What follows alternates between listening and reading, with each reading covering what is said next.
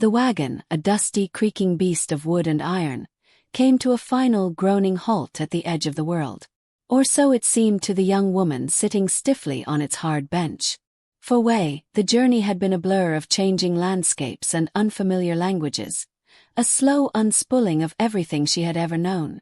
Now, as the dust settled around the wheels, she found herself in a silence so vast and deep it seemed to swallow sound itself. Before her lay a sweeping valley, a great green bowl under an endless ceiling of sky. In the distance, low, rolling hills were dotted with moving specks that she guessed were cattle. The air smelled of dry earth, wild grass, and a faint, clean scent of pine from the far-off mountains. It was beautiful, in a wild and lonely way, but it was not her home. Her eyes were drawn to the cluster of buildings that formed the heart of the ranch. There was a large, practical-looking house with a wide porch, a massive barn whose wood was silvered by sun and wind, and several smaller sheds and corrals. It was a place built for work, not for beauty, and it stood firm and unadorned against the elements. As she sat, trying to still the nervous flutter in her chest, a man emerged from the shadow of the barn. He moved with a slow, deliberate pace, not hurried, as if time itself moved differently here. This was Jack, the master of this lonely kingdom. He was a tall man with broad shoulders that spoke of a life of hard labor. His face was tanned and lined from seasons spent under the sun, and his hands, which hung at his sides, were calloused and strong. He approached the wagon, his eyes the color of a stormy sky, meeting hers for a brief moment before glancing away. He offered a small, polite nod, a gesture that was neither warm nor cold, but simply factual. "Miss," he said, his voice a low rumble like distant thunder. He helped her down from the wagon, his grip firm and sure, and then quickly released her arm as if it were a hot coal. Without much ceremony, he led her to a small, solitary cabin that sat a short walk from the main house. It was a simple structure, with one room, a narrow cot, a small table, and a cold fireplace. It was clean, but it felt empty and unlived in, a shell waiting for a life to fill it. He told her this was where she would stay. The unspoken words hung in the air between them. This was her place, and the big house was his. He left her there with her single worn travel bag, telling her he would return when supper was ready. The weight of her isolation pressed down on her as she unpacked her few belongings. She had just arranged a small, smooth stone from a river near her home on the windowsill when the sound of a second horse approached. Peering through the dusty glass, she saw a man from the nearby town, his clothes finer than Jack's work-worn gear. She couldn't hear their words at first, but the tone was clear. The visitor was jovial, familiar. Then his voice rose, carrying on the still air. "It's a bold move, Jack, I'll give you that. But you know how folks talk. No one marries a Chinese girl, sir. They're just not meant for a place like this. It's not the way of things." The words landed like physical blows. They confirmed the secret fear she had carried across the ocean. She was an outsider, a curiosity, something to be discussed but not welcomed. She felt a hot shame wash over her, followed by a cold determination. She would not cry. She would not show weakness. When Jack called her for the evening meal, she walked into the main house with her head held high, her face a careful mask of calm. The supper was a quiet affair, eaten at a long wooden table. The food was plain but good. When the silence became too heavy to bear, Wei looked directly at Jack. She repeated the cruel words she had heard, not with sadness, but with a stark, proud practicality. "I understand my place," she said, her voice steady, though her hands trembled in her lap. The man was right. No one marries a Chinese girl. But I can birth babies. I can give you strong sons to work this land. That is why I am here, is it not? Jack, who had been looking down at his plate, slowly raised his head. His stormy eyes widened, and a look of genuine shock, mixed with something that looked like pain, crossed his face. He put his fork down carefully, the click of it on the plate loud in the quiet room. "No," he said, his voice low but firm, leaving no room for argument. "You are wrong. I did not bring you here for that. I could not ask that of a stranger. He took a deep breath, his gaze steady on hers. I brought you here for honest help with the ranch, and for company. Nothing more. In the silence that followed his words, the mask on Wei's face finally softened. The cold knot of fear in her stomach loosened. Just a little. The man sitting across from her was still a stranger. The land outside was still vast and strange, but for the first time since her arrival, she felt a tiny, fragile spark of something she had not felt in a long time. Safety. The first light of dawn found Wei already awake, the thin blanket wrapped around her shoulders as she sat on the edge of her cot. The cabin was cold, the silence of the valley profound. Jack's words from the night before echoed in her mind, a protective barrier against the chill of uncertainty. He had not brought her here for the reason she had feared. The relief of that truth was a small, warm ember in the vast, cold emptiness of her new life. But it left a new question in its wake. If not for that, then what was her purpose? She decided she would not wait for one to be given. She would find it herself. Her first foray into the rhythms of the ranch was timid, a ghost observing a world in motion. She watched from her doorway as Jack and his 2 hired men moved with a quiet efficiency that spoke of a long-established routine. They fed the horses in the corral, their breaths pluming in the crisp morning air. They mended a section of fence with practiced strokes of a hammer. They were a self-contained machine, and she felt like a spare part with no clear function. Retreating inside, her eyes fell upon the travel bag she had unpacked the day before. An idea, small but concrete, began to form. Later that morning, after Jack had returned from his chores and left his heavy work coat hanging on a peg by the porch, she approached it. The garment was sturdy and well-made, but a long, jagged tear ran along the seam of one sleeve, revealing the rough stuffing within. Fetching her small sewing kit, a precious possession she had carried from her mother's home, she set to work. Her fingers, skilled and patient, wove the needle and thread in and out of the thick fabric with an intricate, hidden stitch her mother had taught her. She did not simply close the tear. She reinforced the weakened area around it, her work so fine and tight it was nearly invisible against the original threading.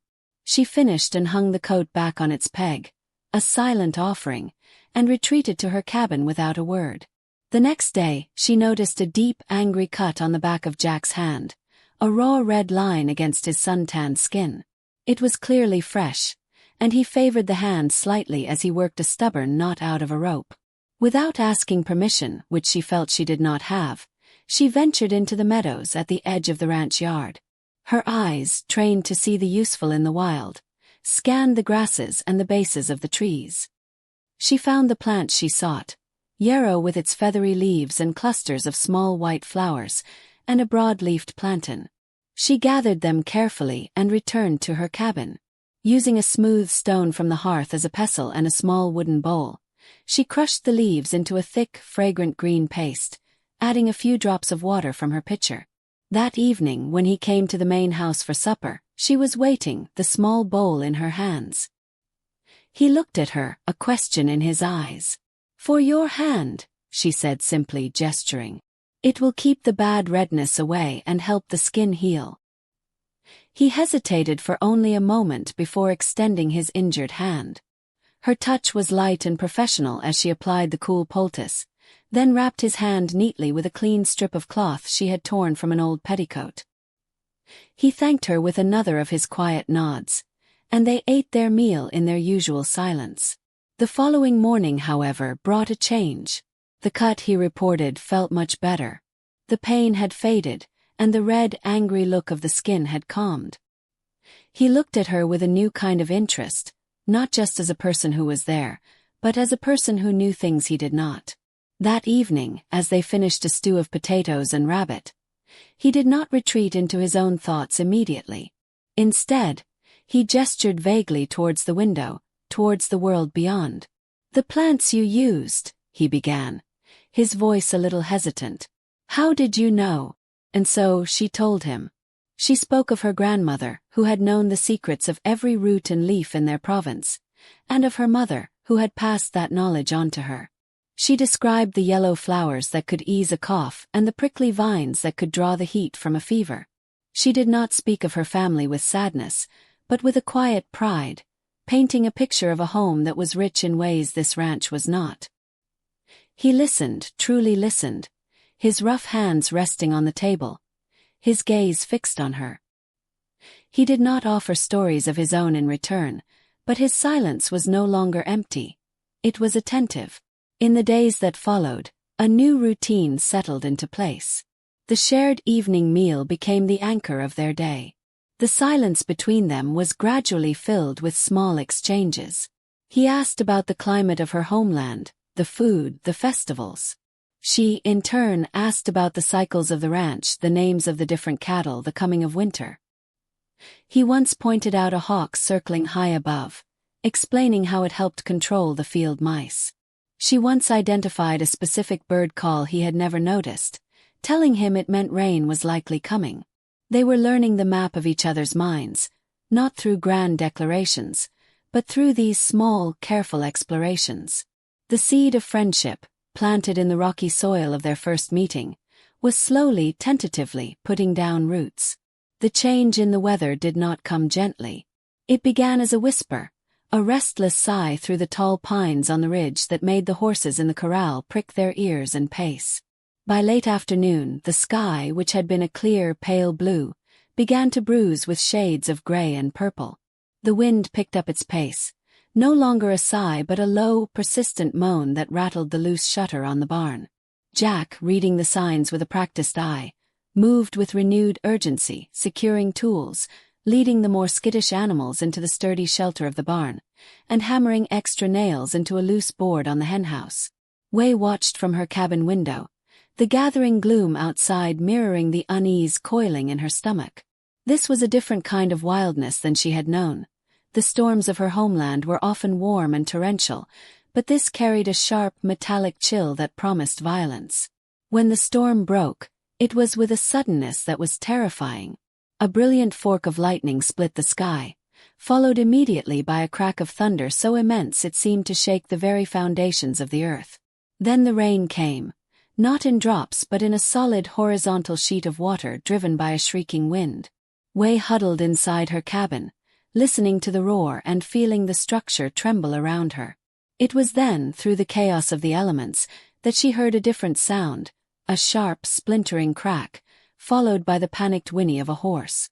Without a second thought, she threw a shawl over her head, its thin fabric offering no real protection, and pushed her way outside into the maelstrom. The wind immediately tried to steal her breath, and the rain soaked her to the skin in seconds. She could barely see, squinting through the stinging water as she fought her way towards the barn. The scene she found there was one of controlled chaos. A section of the roof, weakened by age and the storm's fury, had given way. Timber and shingles were scattered across the floor, and rain was pouring into the hayloft. Jack was there, his figure a dark shape in the gloom, desperately trying to calm the terrified horses and lead them to a dry corner of the large space. He was alone, the hired hands having left for their own homes earlier in the day. When he saw her, his eyes widened in surprise and then sharpened with concern, but there was no time for words. She did not wait for instruction. Moving to the nearest stall, she began to speak in a low, soothing voice to a frightened mare. Her hands gentle but firm on its halter, helping to guide it to safety alongside the others. Together, they worked in the howling darkness, their movements becoming a frantic, synchronized dance. He hauled on a rope to pull a fallen beam aside while she held a lantern high, its flickering light battling the storm's shadows. She gathered dry horse blankets to cover the shivering animals while he scrambled up a ladder to throw a heavy canvas tarp over the gaping hole in the roof, the wind trying its best to tear it from his grasp. They were both soaked, covered in mud and splinters, their hands raw and cold. There was no room for awkwardness or formality, only the shared, urgent goal of preserving their sanctuary. When the last horse was secure and the worst of the leak was slowed, they stood for a moment in the relative quiet of the barn, the storm still raging outside, their chests heaving with exertion. The air between them was charged, not with the electricity of the storm, but with the profound understanding that they had faced a trial together, and they had not broken. Back in the main house, Jack built a roaring fire in the great stone fireplace while Wei stood shivering, her clothes dripping onto the wooden floor. He returned from his bedroom and wordlessly handed her a thick, woolen blanket. Wrapping it around her shoulders, its scratchy warmth was the most comforting thing she had ever felt. He pulled 2 chairs close to the hearth, and they sat side by side, watching the flames dance and lick at the logs, the only sounds the crackle of the fire and the fading grumble of the thunder. The heat began to seep into their bones, thawing the icy fear of the storm. In the warm, flickering light, the walls that they had both so carefully maintained seemed to soften and melt away. It was Jack who broke the long, comfortable silence, his voice quiet, almost lost in the pop of the fire. "I had a sister," he began, not looking at her, but staring into the flames as if they held the memory. "Her name was Lily. She was much younger than me, small and bright like the flower she was named for." He spoke of her laughter, how it used to fill the quiet house, and how she would follow him around the ranch, her small hand trustingly tucked in his. He told Wei of the fever that had come one winter, a cruel, relentless sickness that no doctor could drive away. He described the helplessness he felt, watching the light in her eyes fade day by day until it was gone. "After she was gone and my parents passed," he finished, his voice thick with an old familiar grief, "the quiet in this house wasn't peaceful anymore. It was just empty. I have been lonely for a long time." Wei listened, her heart aching for the boy he had been and the man he had become. His secret, his pain, was a gift of trust more valuable than any material possession. When he fell silent, she knew it was her turn. She told him of her family's small farm, of the debt that had fallen upon them like a shadow after a bad harvest. She spoke of the arrangement her father had made, not out of cruelty but out of desperation, to send her to a new land where she might have a chance to help them from afar. She confessed her own loneliness, the terrifying voyage across the ocean, and the cold fear she had felt upon arriving in this strange, vast land. They were no longer a rancher and a foreign girl. They were 2 souls huddled by a fire, who had both known loss and isolation, and in the sharing of their burdens, the weight of each was miraculously halved. The storm outside had passed, and in its wake, it had washed away the last remnants of the stranger between them. The ranch, washed clean by the torrential rains, awoke to a world glittering under a brilliant sun. Every leaf and blade of grass seemed to hold a diamond of moisture, and the air itself was fresh and new, carrying the rich scent of damp earth and renewed life. But a more profound change had taken place within the walls of the main house, a subtle shift in the atmosphere that was as palpable as the morning chill. The storm had not merely repaired the leak in the barn. It had broken a dam between 2 hearts, allowing a long-held reserve to finally flow freely. Where there had once been a careful, polite distance, there was now a quiet and easy understanding, a shared space that required no words to fill it. Jack, who had always moved through his world with the solitary focus of a man completing a list of tasks, now found his attention drifting. He would look up from mending a harness to see Wei patiently instructing one of the younger ranch hands on how to braid a rope so it would not tangle, her hands moving with a graceful certainty. He would watch her walking through the kitchen garden, noting which herbs had flourished after the rain, her fingers gently brushing their leaves. He began to see not just a helper or a companion, but a woman of quiet strength and deep knowledge, whose presence had woven itself into the very fabric of his daily life. The loneliness he had confessed by the fire was no longer a hollow space inside him. It was being filled, slowly and surely, by the simple sound of her voice or the sight of her sitting on the porch in the evening light. This new awareness manifested in small, deliberate acts. One evening, after a long day of branding calves, he did not simply retreat to his chair with a book. Instead, he took a piece of fine-grained wood from his workshop and, by the light of an oil lamp, began to carve. His large, work-roughened hands, so capable with a heavy axe or a stubborn animal, now held a small whittling knife with surprising delicacy. He shaped the wood, sanding it until it was smooth as silk, into a hair comb, its top curved like the wing of a bird. He did not present it with any ceremony. He simply left it on the kitchen table one morning where she would find it. When Wei picked it up, her heart gave a small, unexpected leap. It was not a thing of great monetary value, but its value was immense. It was a thing made for beauty, made for her, a silent acknowledgement that she was worthy of such tenderness. Wei, for her part, found her own feelings changing from a grateful contentment to something warmer and more profound. She began to see the quiet rancher not as a stern and solitary figure, but as a man of deep, unspoken kindness. She noticed the gentle way he handled a newborn lamb, the patience he showed a skittish horse, and the fairness with which he treated every man who worked for him. The memory of his grief for his sister lent a softness to his strong features in her eyes. Her actions, too, became more personal. She started placing a small jar of wildflowers she had gathered on the dinner table, their bright, simple colors a declaration that this was now a home, not just a house. She learned to bake the simple cornbread he favored, and the pleased look on his face when he tasted it was a reward greater than any praise. The turning point, the moment the final veil fell away, came on a warm afternoon by the stream that marked the eastern boundary of the ranch. They had walked there together to check on a section of fence after the storm, the sun dappling through the cottonwood trees. The work was done, and they stood for a moment, listening to the gentle gurgle of the water over stones. As Wei turned to point out a bird's nest tucked in the branches above, her hand accidentally brushed against his. It was the briefest of contacts, a whisper of skin against skin, but it sent a jolt through them both. Instead of pulling away, as they might have done just weeks before, Jack's hand shifted. His fingers, strong and warm, gently closed around hers, enveloping her smaller hand in a secure and certain hold. Wei did not pull away. She looked down at their joined hands, then up into his face, and saw not shock or uncertainty, but a clear, steady warmth in his stormy eyes that made her breath catch. In that simple, wordless gesture everything was said. The friendship that had grown like a sturdy oak from rocky soil now burst into full, glorious bloom. The space between them vanished, replaced by a new and thrilling closeness. They stood there for a long while, hand in hand, as the stream whispered its ancient secrets and the sun warmed their faces.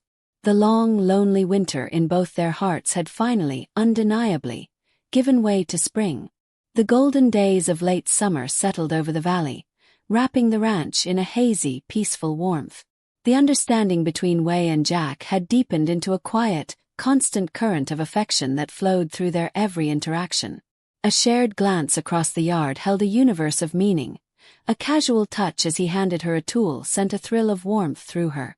They had begun to speak of the future in tentative terms, of plans for expanding the kitchen garden next spring, of maybe ordering new books from the distant city. It was a fragile, budding happiness, nurtured in their isolated sanctuary, and it felt as real and solid as the earth beneath their feet. But the world outside their valley had not changed, and it was inevitable that it would eventually intrude upon their peace. The intrusion came in the form of a man named Silas, who owned a spread of land to the south and saw himself as a pillar of the local community. He arrived one afternoon on a sleek, well-groomed horse, his boots polished and his hat set at a confident angle. Wei was in the herb garden, harvesting sprigs of thyme to dry for the winter, while Jack was oiling a saddle on the porch. She heard the jovial greeting, the familiar clap on the back, and a familiar knot of anxiety tightened in her stomach. She continued her work, her head bowed, hoping to remain unnoticed, but she could not block out the murmur of their voices as they drifted across the yard. At first, the conversation was of cattle and weather, the common currency of ranchers. But then Silas's tone shifted, becoming lower, more confidential. Wei could not hear every word, but she caught the sharp edges of phrases like, "People are talking, Jack," and "not fitting in." She kept her hands busy, her fingers trembling as she stripped the leaves from a stem, but her heart was a frantic bird beating against her ribs. She knew, with a cold certainty, that she was the subject of their discussion.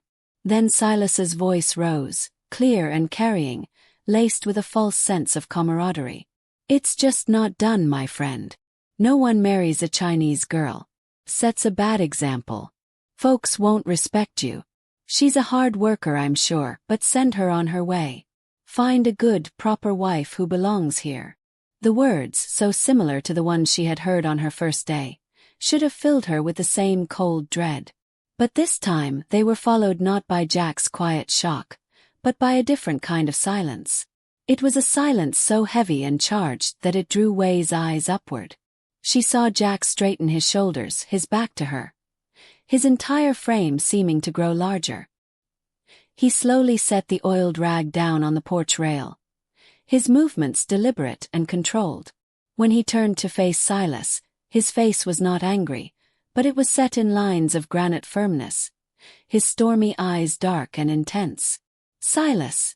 Jack's voice cut through the air, quiet but with a force that silenced the chirping of the birds in the nearby trees. "You will listen to me now, and you will listen well." He took a single step forward, and the sheer authority in his stance made the other man take an unconscious step back. "That woman," Jack said, his voice gaining strength, ringing with a conviction that echoed across the ranch yard, "is Wei. And she is the best thing that has ever happened to this ranch and to me." He did not shout, but every word was a hammer blow. "Her heart is my home. Her kindness is my wealth. She knows more about healing and growing and the true meaning of hard work than any person I have ever met." He paused, letting the words hang in the air between them. "You will show her the respect she has earned, a respect you have done nothing to deserve. Or you will get off my land, and you will not come back." From her place in the garden, Wei felt the world tilt on its axis. Her hands stilled, the forgotten time clutched in her fingers.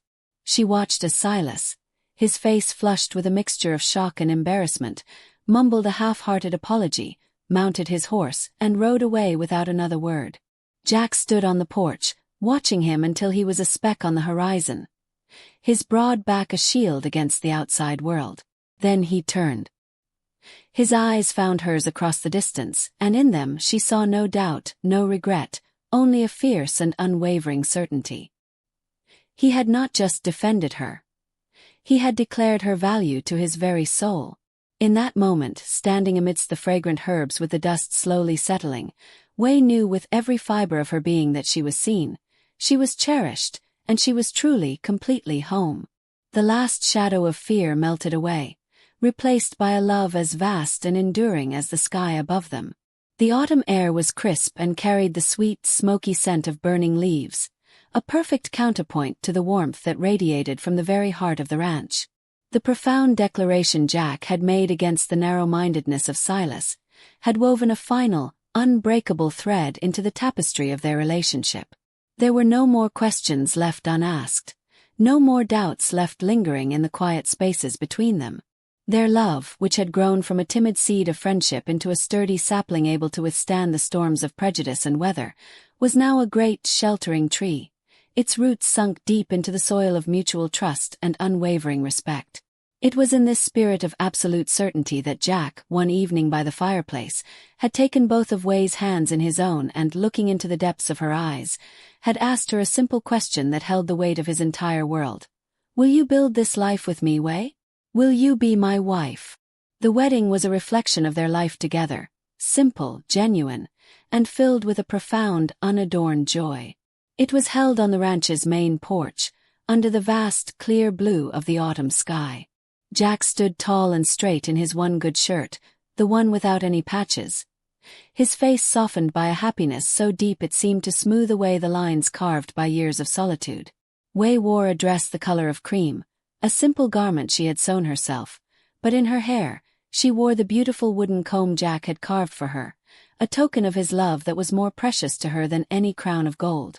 The ranch hands, who had grown to respect and admire Wei for her quiet strength and kind heart, stood as their witnesses, their rough, weathered faces split with genuine smiles.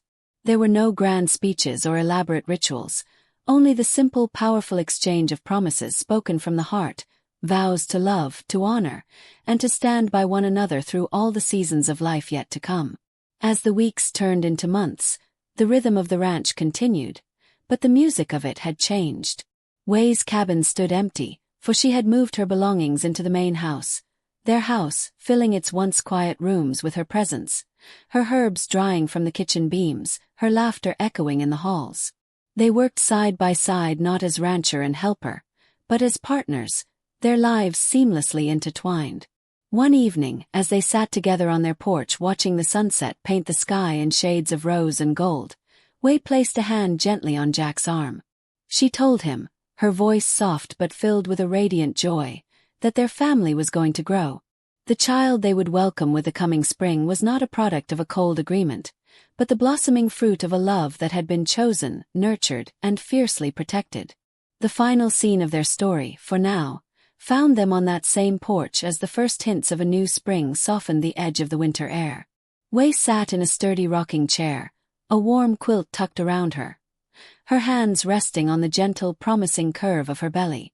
Jack sat beside her on the steps, leaning back against the post, his arm stretched out to rest his hand on her shoulder. They did not speak, for no words were needed. Their silence was a comfortable, shared language of contentment. They looked out over the land that was their past, their present, and their future, the rolling pastures, the sturdy barn, the quiet, patient strength of the mountains in the distance. It was a picture of peace, a testament to the power of kindness to bridge any divide and of love to build a home in the most unexpected of places.